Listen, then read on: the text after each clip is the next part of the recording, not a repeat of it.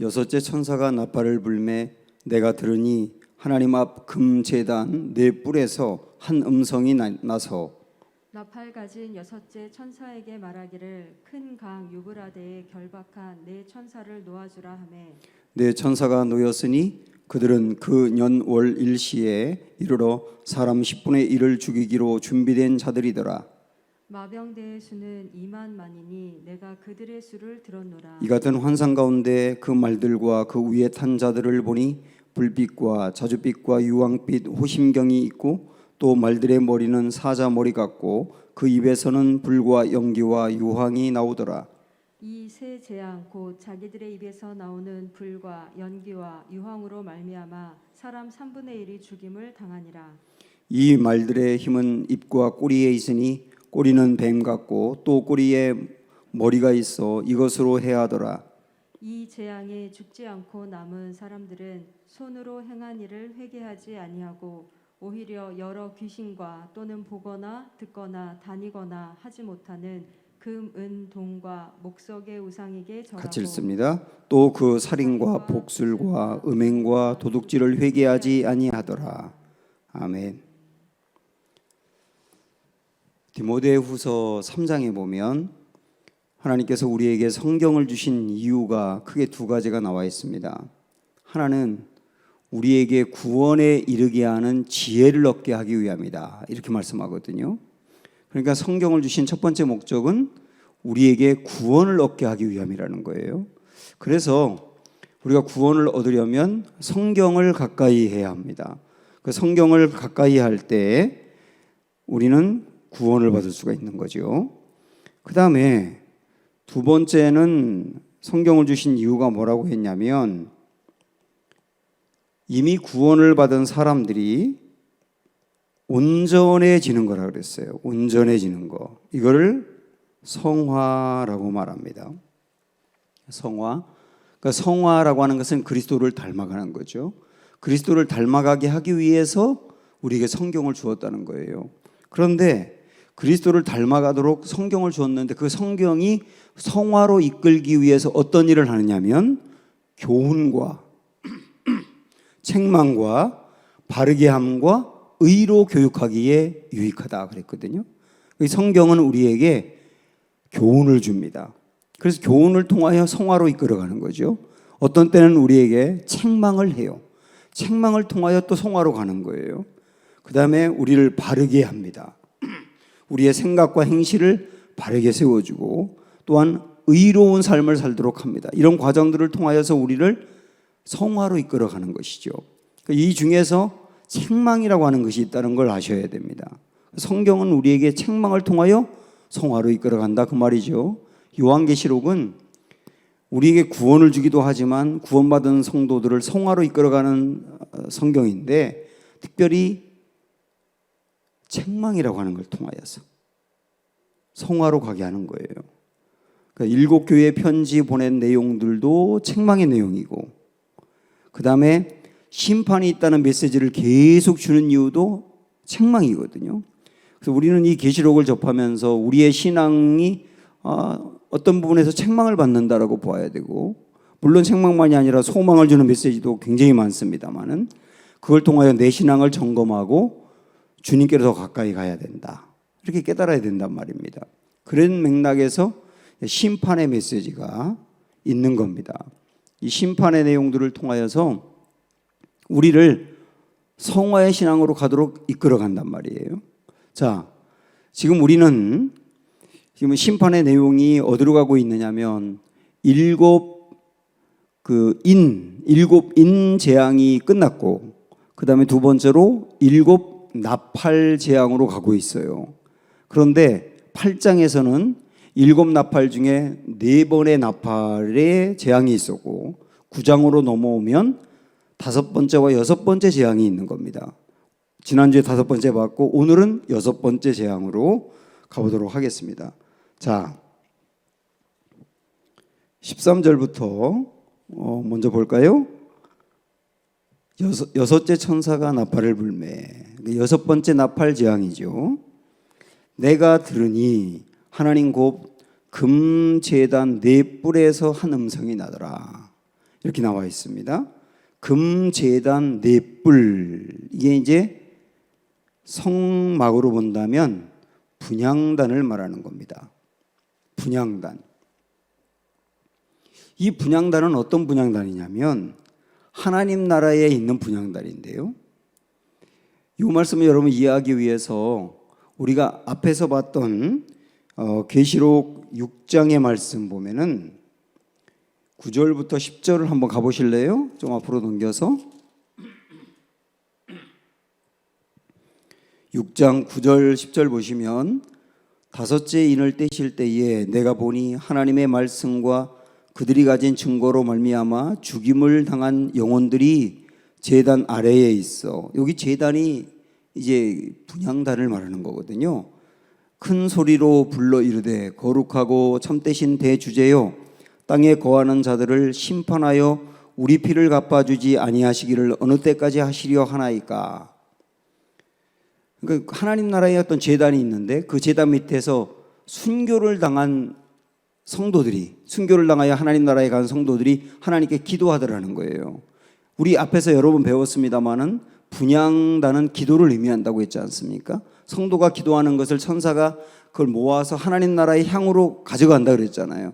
그러니까 그 기도가 분향단하고 연결되는데 그 분향단 밑에서 순교당한 성도들이 기도했습니다. 뭐라고 기도했죠? 언제 심판이 오는 겁니까? 심판은 언제 오는 겁니까? 하나님하고 하나님께 부르짖었는데 그 부르짖었던 심판이 오늘 말씀으로 이어지면서 여기서 이제 응답이 되는 거예요. 13절 말씀입니다. 그리고 다시 보십시오. 여섯째 천사가 나팔을 불매 내가 들으니 하나님 곧 하나님 앞 금제단에서 한 음성이 나서, 여기 음성이 나서라고 하는 말은 드디어 그들이 기도했던 것들에 대해서 응답이 되더라 그 얘기예요. 자, 그러면 어떤 응답이 되는가? 14절로 넘어가서 보십시오. 나팔 가진 여섯째 천사에게 말하기를 큰 강 유브라데에 결박한 네 천사를 놓아주라 하매. 이게 이제 응답의 내용입니다. 하나님의 응답의 내용이 이 14절이거든요. 응답의 내용이 뭐냐면 나팔 가진 여섯째 천사에게 말하기를 큰 강 유브라데 강이죠. 유브라데 강에 결박한 네 천사가 있는데 그들을 놓아주라 하는 게 응답의 내용입니다. 여기서 우리는 두 가지를 해결하고 가야 됩니다. 하나는 유브라데 강이라고 하는 게 어떤 의미가 있느냐. 또 두 번째는 네 천사를 놓아두라 그랬는데 그 네 천사는 또 누구를 의미하느냐 하는 것을 해결하고 가야 됩니다. 여기서 유브라데 강이라고 하는 것은 이스라엘 지도를 이렇게 보면 이스라엘 그 북동쪽으로 이렇게 경계를 걷는 게 유브라데 강이거든요. 유브라데 강 너머에는 전통적으로 굉장히 강력한 나라들이 있어요. 아수르, 바벨론, 페르시아 그런 나라들. 그런 나라들이 유브라데 강을 넘어서 이스라엘을 침입해 왔거든요. 그래서 이사야서 같은데 8장 같은데 보면 유브라데 강이 범람한다. 이거는 북방에 있는 강력한 나라들이 이스라엘을 침입해 온다. 이런 의미로 쓰여 있습니다. 그래서 여기에서 유브라데라고 하는 말은 뭐냐면 굉장히 강력한 어떤 심판의 세력들.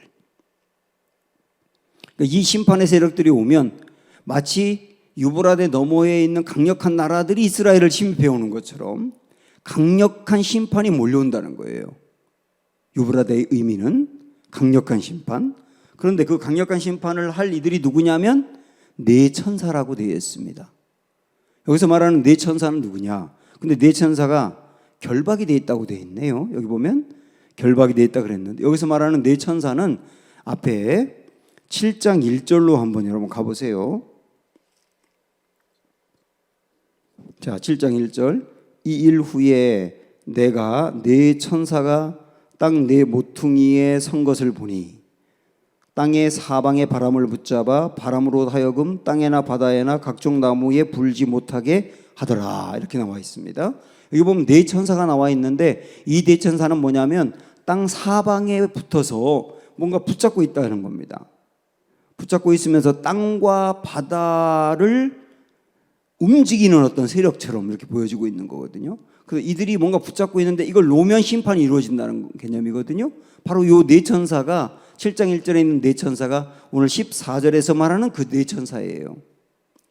그러니까 바다와 땅을 붙잡고 있고 그걸 움직이는 어떤 권세가 있는 천사들이죠. 이들이 놓여 있다, 결박되어 있다 그랬어요. 결박되어 있다는 말은 뭐냐면, 결박되어 있다는 말은 꽁꽁 묶여 있다는 개념보다는 하나님에 의해서 통제를 받고 있다는 개념이에요. 그렇죠? 통제를 받고 있다. 자기들 마음대로 하지 못하도록 하나님이 통제한다는 겁니다. 그래서 바울도 그 말씀 중에 보면 내가 하나님께 결박당했다라고 말하고 있지 않습니까? 그 말은 뭐냐면 하나님에 의해서 난 통제되는 사람이다 그 말이에요. 그래서 이 네 천사가 하나님께 통제가 되는데 너희들 마음대로 심판하지 마 하고 하나님이 통제하는 것이죠. 그런데 통제되었던 천사들이 여기 보면 뭐라고 되어 있어요? 놓아준다 그랬어요. 그럼 이 말은 뭘까요? 이들이 이제는 심판을 시작하게 될 거다. 그런데 이들이 하는 심판은 어느 정도가 될 거냐? 유브라데 너머에 있는 나라들이 침입해 오는 것처럼 강력한 심판이 될 거다.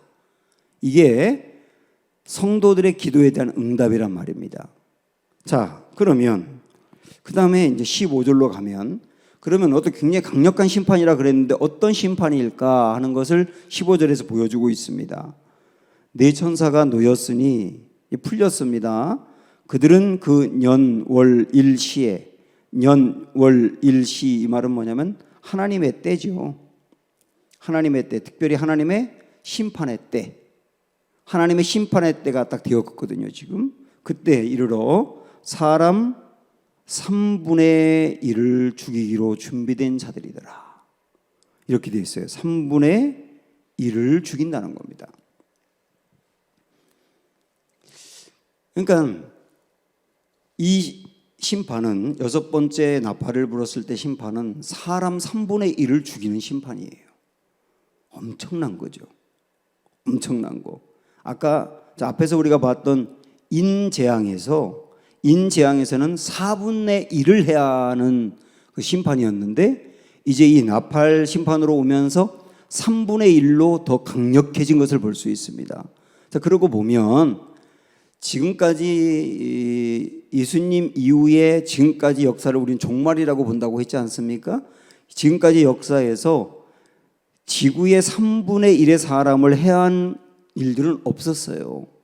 그래서 이것은 지금까지 있었던 일을 이야기하는 것이 아니라 앞으로 있을 일을 이야기한다는 겁니다. 앞으로 있을 일을 이야기하는데 3분의 1을 해야 할 정도의 강력한 어떤 심판이 오게 될 것이다 라고 이야기를 하고 있는 겁니다. 그러면 이 3분의 1을 아니 세상의 3분의 1을 사람들이 죽는 이런 심판이 가능할까라고 할 때 그 다음 말씀을 보면 이런 방법으로 한다는 거예요. 16절 마병대의 수는 마병대라고 있는데 이 마병대는 전쟁하는 군대지요. 전쟁하는 군대. 자, 이걸 보면 3분의 1의 사람들을 심판한다 그랬는데 그 3분의 1의 사람들이 죽는 게 전쟁에 의해서 될 것임을 예고하고 있는 거예요. 그렇죠? 마병대의 수는 2만만이니 2만만이 얼마입니까? 2억이죠. 2억. 그 수가 2억이다. 내가 그들의 수를 들었노라 이렇게 나옵니다. 물론 여기서 2억 정도 되는 군대는 없습니다. 그래서 여기서 말하는 2억이라는 군대, 2만만이 2억이니까요. 이 2억이라고 하는 군대는 굉장히 많은 수의 군대를 상징적으로 이야기하는 것이죠. 아주 많은 군대의 수를 이야기하는 겁니다. 그들에 의해서 전쟁이 일어나고 그 전쟁에 의해서 3분의 1이 죽는 엄청난 심판이 임하게 될 것이다. 이렇게 예고하고 있는 겁니다. 계시록 16장에 가면 상당히 비슷한 이 말씀이 나와 있는데 우리 한번 거기를 같이 참고로 보는 게 좋겠어요. 계시록 16장 12절부터 봅니다. 또 여섯째 천사가 그 대접을 큰 강 유브라데에 쏟음에 여기는 여섯 번째 대접 재앙이거든. 지금 우리가 보는 것은 여섯 번째 나팔 재앙인데 여섯 번째 대접 재앙도 상당히 비슷합니다. 강물이 말라서 동방에서 오는 왕들의 길이 예비되었더라. 또 내가 보매 개구리 같은 새 더러운 영이 용의 입과 짐승의 입과 거짓 선지자의 입에서 나오니, 이 사단의 세력이죠. 그죠? 14절에 그들은 귀신의 영이라 이적을 행하여 온 천하 왕들에게 가서 하나님 곧 전능하신 이의 큰 날에 있을 전쟁을 위하여 그들을 모으리라. 사단이 사람들을 막 충동해서, 큰 나라들을 충동해서 사람들을 모으더라 합니다. 대단한 전쟁을 일으키도록 지금 사단이 그런 역사를 하고 있는 것이죠. 그리고 15절에 보면 보라 내가 도둑같이 오리니 누구든지 깨어 자기 옷을 지켜 벌거벗고 다니지 아니하며 자기의 부끄러움을 보이지 아니하는 자는 복이 있도다. 새 영이 히브리어로 아마겟돈이라 하는 곳으로 왕들을 모으리라. 여기 아마겟돈 전쟁에 대해서 이야기합니다. 그러니까 이 16장에서 이야기하는 아마겟돈 전쟁은 물론 영적 전쟁을 일단 이야기합니다만은, 그런 이 내용하고 오늘 지금 우리가 본 이 여섯 번째 나팔을 부는 재앙하고 이렇게 연결을 하면 어떤 걸 우리가 추론할 수 있느냐면, 어떻게 세상의 3분의 1의 사람이 죽느냐 할 때 사단이 굉장히 큰 나라들을, 그 왕들을 충동해서 큰 나라들이 전쟁을 일으키게 된다. 근데 이 전쟁으로 인하여 엄청난 수의 사람들이 죽임을 당하리라. 이렇게 연결되는 겁니다. 그러고 본다면 이 재앙은 결국은 어떤 핵무기를 사용하는 전쟁이 되지 않을까 예상할 수 있죠.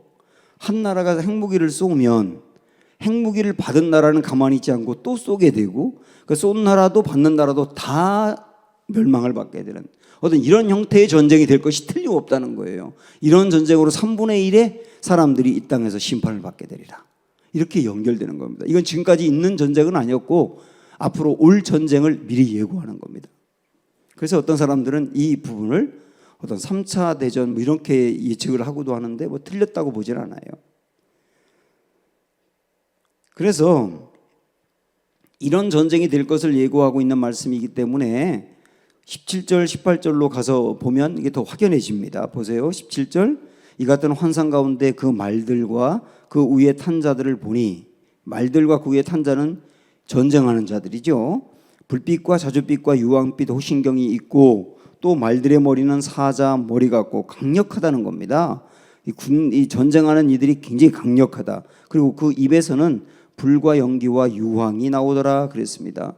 이 세 재앙 곧 자기들의 입에서 나오는 불과 연기와 유황으로 말미암아 사람의 3분의 1이 죽임을 당하더라. 그렇지 않습니까? 굉장히 강력한 전쟁하는 자들이 아주 무시무시하고 잔인한 사람들일 것이고, 그들에 의해서 나오는 것이 여기 뭐라고 세 가지 말하고 있냐면 불과 연기와 유황이라 그랬거든요. 소돔과 고모라가 멸망을 당할 때 하늘에서 불과 유황이 쏟아졌다 그랬어요. 여러분 그거 아시죠? 불과 유황이 하늘에서 쏟아졌다 그랬거든요. 그리고 연기가 옹기장이 같이 피어올랐다 그랬어요. 그래서 소돔과 고모라가 멸망을 당할 때도 그 세 가지였거든요. 연기와 불과 유황. 그런 것들에 의해서 소돔과 고모라가 완전히 초토화가 되지 않습니까? 그런 소돔과 고모라의 어떤 그 심판은 앞으로 있을 이 세상의 심판을 미리 예고하는 것이었다고 볼 수가 있는 거거든요. 그러니까 그런 어떤 심판들이 임하게 될 것인데, 이런 것들이 어떤 핵폭탄 투여로 충분히 예상할 수 있는 거다. 우리는 정리할 수 있게 됩니다. 그러니까 여섯 번째 나팔 재앙은 뭐냐면, 어떤 천사들에게 하나님이 심판의 권한을 주었고, 그 천사들에 의해서 일어나는 그들이 이제 이렇게 허락된 어떤 전쟁이었는데, 그 전쟁이 3분의 1의 사람들을 죽이는 그런 전쟁으로 확대된다는 거예요. 그것으로 인하여 심판을 당하게 된다. 이렇게 정리할 수 있습니다. 자, 그러면 여기서 우리는 이제 생각을 해봐야 돼요. 하나님이 심판을 하시는데 3분의 1을 했다는 것을 주목해 보셔야 합니다. 3분의 1. 물론 이것도 엄청난 심판이지만, 이건 다르게 말한다면 3분의 2가 남아있다는 뜻이잖아요. 그러면 하나님은 왜 자꾸 심판을 하시는데 4분의 1을 심판하시고 또 이어서 3분의 1을 심판하시고 4분의 3을 남겨두시고 3분의 1을 남겨두시는가? 왜 하나님의 심판은 자꾸 이렇게 부분적으로 임하는가 하는 겁니다. 이유는 분명하고 명백하죠. 왜 그렇습니까? 회개의 기회를 주는 거예요. 회개의 기회. 하나님은 심판이 목적이 아니에요. 하나님은 항상 구원이 목적입니다. 구원이 목적이기 때문에 한꺼번에 다 심판을 내리는 게 아니라 심판을 통하여 남겨두고 그 사람들로 인하여 회개하고 돌아오게 하는 게 하나님의 목적이란 말이에요. 그래서 우리는 이 세상에 일어나는 여러 가지 많은 심판적인 내용들을 보면 항상 그걸 통하여서 주님이 돌아오고 회개하라고 하는 메시지로 주셨다고 받아들이면 되는 겁니다.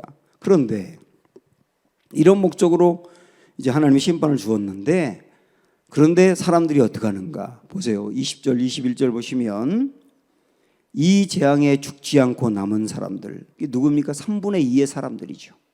그 사람들은 손으로 행한 일을 어떻게 했다 그랬어요? 회개하지 아니했다고 나와요. 오히려 회개하지 않을 뿐만 아니라 여러 귀신과 또는 보거나 듣거나 다니거나 하지 못하는 금은 동과 목석의 우상에게 절하고 오히려 우상 숭배를 더하고 이런 얘기죠. 회개하라고 그랬는데 회개는 안 하고 우상 숭배를 더하고 또 그 살인과 복술은 점치는 겁니다. 음행과 도둑질을 역시 회개하지 아니했다. 여기도 이렇게 똑같이 나오지 않습니까? 하나님은 결국은 3분의 1만 심판을 받게 하고 3분의 2를 남겨두신 것은 철저하게 회개하라는 의미였는데 그 엄청난 재앙을 보면서도 사람들은 회개한 것이 아니라 도리어 어떻게 했다고요? 더 죄로 가더라는 거예요. 더 죄로, 회개하지 않는 정도가 아니라 더 죄로 가더라는 겁니다. 요 근래 성경 일독학교 구약반을 공부하면서 유다가 멸망하는 장면들을 봤어요. 마지막 유다가 바벨론에 멸망하는 장면들. 그런데 하나님이 한꺼번에 유다를 완전 무너뜨린 것이 아니고 서서히 무너뜨리는데 그 무너질 때 세워졌던 왕들, 여호아스라는 사람, 여호야긴, 시드기야 이런 왕들이 순차대로 세워졌는데 그 사람들은 나라가 바벨론에 의해서 점점 멸망하고 포로로 1차로 끌려가고 2차로 끌려가고 그런 일을 보면서도 그 분명히 회개하라는 하나님의 뜻인데 회개하는 게 아니라 도리어 더 죄로 가더라고요. 정말 보면서 너무나 안타까운 거예요. 그런데 그것만이 아닙니다. 여러분 바로를 보세요. 바로가 10가지 재앙을 만날 때 하나님이 한꺼번에 한 번에 장자를 쳐가지고 이스라엘 백성들을 내보내게 할 수도 있지만 그렇게 하지 않았어요. 첫 번째부터 1, 2, 3, 4 재앙이 가지 않습니까? 점점 갈수록 재앙의 강도는 세졌지 않습니까?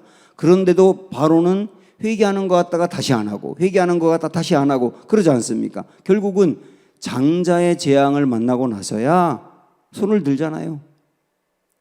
회개의 기회를 끊임없이 주었는데 회개하지 아니하고 나중에는 이 엄청난 심판을 받고서야 회개하다라는 겁니다. 그런데 그것으로 또 끝이 아니고 이스라엘 백성들이 다 출애굽을 하고 난 뒤에는 거기서 다시 옛날로 돌아가서 또 뒤쫓아갔다가 홍해에 다 수장이 돼버리고 말잖아요. 이게 참 사람의 어리석은 부분이란 말이에요. 제가 여러 번 우리 교우들에게 말씀드렸던 그 성경 본문이 있는데 히스기야 왕의 아버지가 아하스라는 사람이거든요. 근데 이 아하스는 굉장히 악한 왕이었어요. 하나님을 완전히 버리고 그리고 우상 숭배하고 그 나라의 백성들을 우상 숭배하도록 만들고 그래서 하나님께서 북쪽 사마리아를 통하여 아하스가 전쟁에서 지고 많은 땅을 빼앗기게 해요. 거기뿐만 아니라 주변에 있는 여러 나라들로부터 계속 공격을 받아가지고 나라가 아주 곤경에 빠지게 됩니다. 그때 어떻게 했는지 우리 한번 역대하 말씀으로 가보시겠어요? 역대하 28장 22절로 가보겠습니다.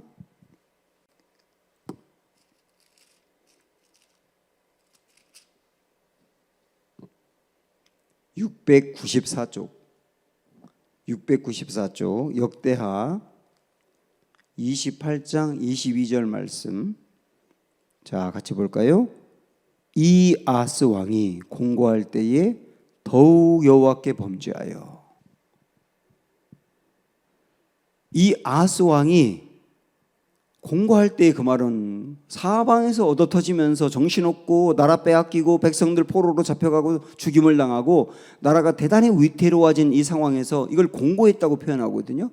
이 공고한 상황에서 그다음 뭐라고 나오느냐면 그 공고한 상황에서 아하스가 드디어 회개하고 하나님께로 돌아왔더라 이걸 원하는데 그렇게 나가지 않고 어떻게 갔다고 나옵니까? 더욱 여호와께 범죄했다. 정말 그런 사람들이 많더라고요. 어려운 일을 당하고 하나님이 분명히 그 어려운 일을 그 사람에게 깨우치고 회개할 기회로 주는 것인데 그때 더욱 여호와께 범죄하는 사람들이 있더란 말이에요. 이게 아하스도 그랬고 바로도 그랬고 그다음에 유다의 그 왕들도 그랬고 오늘 본문에 나오는 20절 21절의 사람들도 그렇다는 거예요. 회개하지 아니하고 오히려 우상 숭배를 했더라. 사랑하는 여러분, 이 말씀을 우리 정말 마음에 새기셔야 됩니다. 공고할 때에 여호와께 더욱 범죄하였더라가 아니라 공고할 때에 회개하고 주님께로 돌아섰더라. 이렇게 가기를 원하는 주님의 마음을 읽으셔야 된단 말입니다. 결국은 지금까지 제가 나열했던 이 사람들, 아하스도 그랬고 바로도 그렇고 유다의 왕들도 그렇고 하나님이 회개의 기회를 줬는데 더 죄로 갔을 때 그 결과는 참혹한 심판이었던 거예요. 참혹한 심판. 이게 계시록에도 연결되는 겁니다.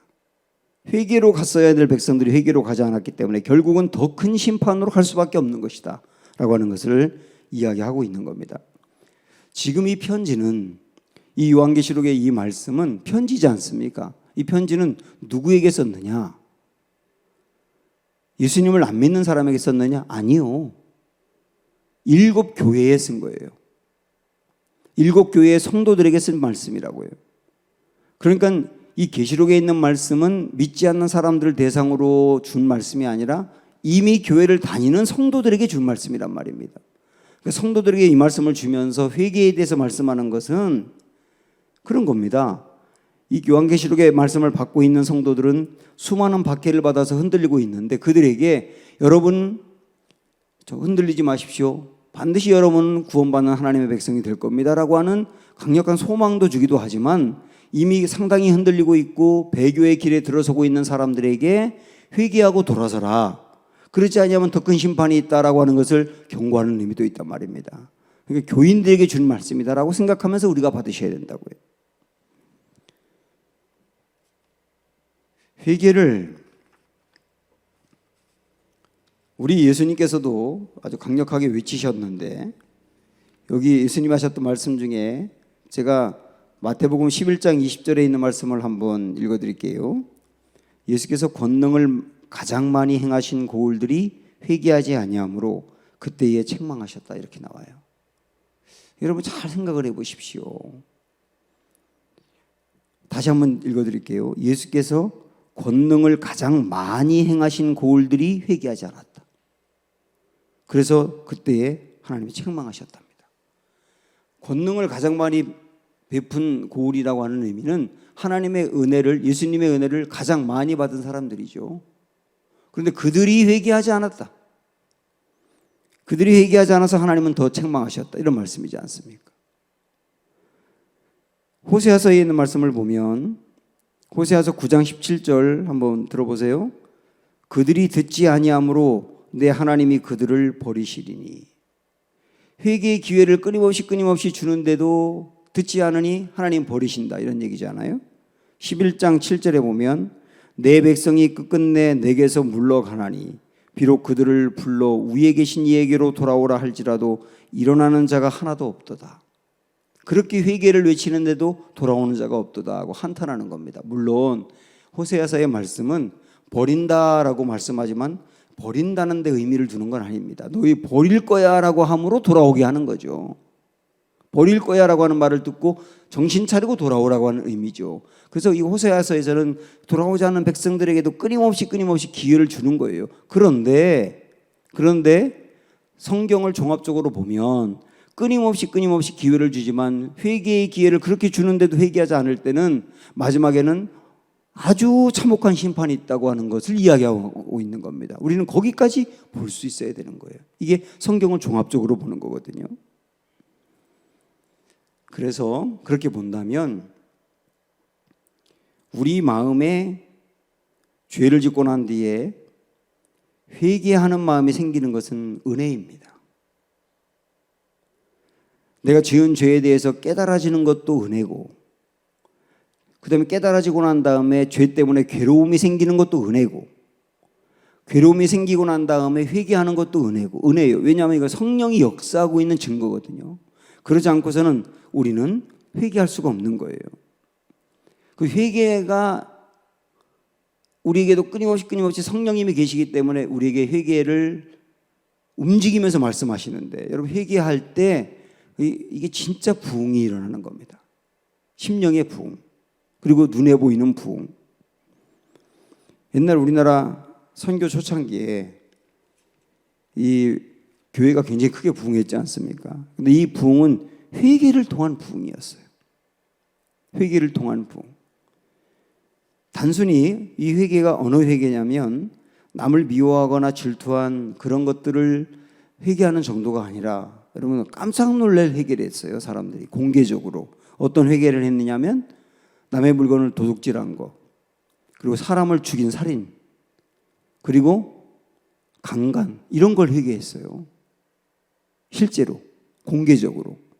그래서 교회에서 모이기만 하면 사람들이 공개적으로 이런 회개를 하니까 일본 순사들이 교회 앞에 기다리고 있었다는 얘기를 많이 하잖아요. 들어보셨죠? 그런 얘기.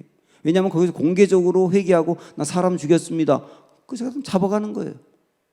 나 사람 강간을 했습니다. 잡아가는 거예요. 이렇게 잡혀갈 줄 알면서도 회개를 했단 말이에요. 지금 제 친구가 서울에서 목회하는 교회 중에 자교교회라고 있는데, 청와대 앞에 있는 교회인데, 그 자교교회가 옛날에 작골교회라고 하는 이름이었는데요. 그 작골교회에서 1904년 3월에 있었던 엄청난 부흥이 있거든요. 이 부흥을 기록한 내용을 한번 제가 읽어드리겠습니다. 이번 부흥이야말로 가장 놀라운 집회였다. 죄의식이 너무나 깊어 온갖 추악한 죄들을 고백했고 훔친 물건들을 돌려주었다. 우리 교인 대부분은 처음으로 죄가 어떤 것이고 죄사함이 어떤 것인지 알게 되었다. 이 집회의 결과로 참석했던 사람들은 새 삶을 살게 되었고 축복을 받게 되었다. 이런 집회를 통하여 우리가 확신한 바는 성령께서 한국인들의 마음을 움직여 현재의 구원을 확신하고 증거하게 하셨다는 것이다. 이때 교회들은 다 회개를 통한 부흥이었다는 겁니다. 회개를 통한, 회개가 없는 부흥이 아니라고, 회개를 통한 부흥이었다는 것. 그래서 오늘 우리의 심령에 일어나야 될 부흥, 그 다음에 또 눈으로 보이는 이런 부흥들은 회개라고 하는 그 문을 통과하는 부흥이었다는 것. 그런 측면에서 성령님이 우리 마음에 회개를 움직이실 때 회개할 수 있는 게 은혜고, 또 회개의 길로 나아가셔야 된다는 거예요. 절대로 회개를 뒤로 미루시지 마시기를 바랍니다. 자, 여기까지 이제 회개에 대한 말씀을 쭉 보았는데요. 회개하라고 하는 것은, 하나님이 회개하라고 하는 말씀을 강조하는 것은 이미 용서를 결정하고 말씀하시는 거예요. 그래서 회개하라고 하는 메시지는 용서하겠다는 메시지인 거예요, 사실은. 그래서 회개를 하는 것으로가 아니라 용서의 단계로 종립을 짓겠다는 메시지이기 때문에 이게 중요한 것입니다. 오늘 말씀에서도 주님이 회개하지 않았다 안타깝게 여기는 것은 뭐냐면 회개하면 용서인데 그 뒤편이 있는 거예요. 그래서 우리는 회개할 때 반드시 같이 용서에 대한 확신을 가져야 된다는 것, 그걸 오늘 말씀이 이야기해 주고 있는 겁니다. 벨바 마필드라고 하는 그 여성이 미국에서 최초로 사형을 당한 여성이었습니다. 근데 이 여인은 자기의 친어머니하고 자기의 약혼자하고 또 다른 두 사람하고 네 사람을 살해한 사람이에요. 그 잡혀가지고 사형 언도를 받게 됩니다. 그런데 이때 사실 엄청난 사건이었기 때문에 모든 사람들이 다 이 사람을 손가락질하고 질타했는데 앤이라고 하는 친구 한 명이 계속 이 친구를 옥으로 찾아가서 매일매일 복음을 전했습니다. 그래서 결국 이 여인이 그 복음을 받아들이고 예수님을 만났어요. 그런데 드디어 이제 사형을 받게 되었는데 사형을 받기 바로 직전에 이 벨마 마필드가 자기를 전도한 친구 앤이 찾아왔을 때 그에게 이렇게 말을 해요. 내가 너무 두렵다고. 그러니까 앤이 죽는 게 두려워? 사형당할 게 두려워? 이렇게 물어요. 그러니까 아니야. 죽는 건 두렵지 않아. 난 마땅히 사형당해 맞아.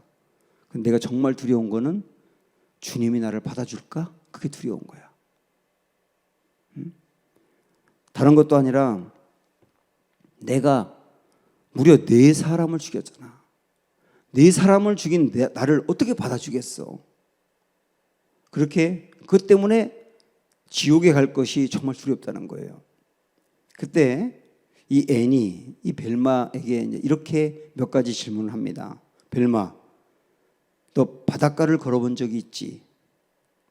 그렇다고 고개를 끄덕입니다. 그때 개들이 들락날락하는 조그만 구멍을 본 적이 있지.